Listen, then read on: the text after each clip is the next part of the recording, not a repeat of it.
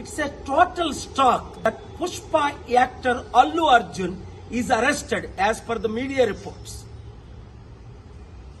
When Chandrababu Naidu conducted political rallies, 8 people died in Kandukur, 3 people died in Guntur, and in Puskaral time, Chandrababu needed a huge stunt where 23 people died. Did the police arrest him? Did the police call him to the police station? Did the police question him? Wow! For powerful political leaders, one standard. For ordinary people and actors, other standard. చూడండి, Pushpa actor Allu Arjun ఇప్పుడు పోలీసులు arrest చేశారట. కారణం ఏంటి? ఆయన ఏదో సినిమాకి వెళ్ళినప్పుడు బీడులో తల్లి కొడుకు చనిపోయారట.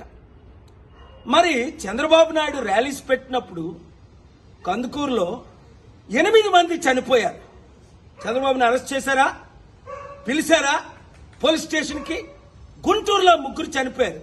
2019లో పుష్కరాల్లో ఆయన స్టంట్ చేసినప్పుడు 23 మంది చనిపోయారు. Article 14 violation.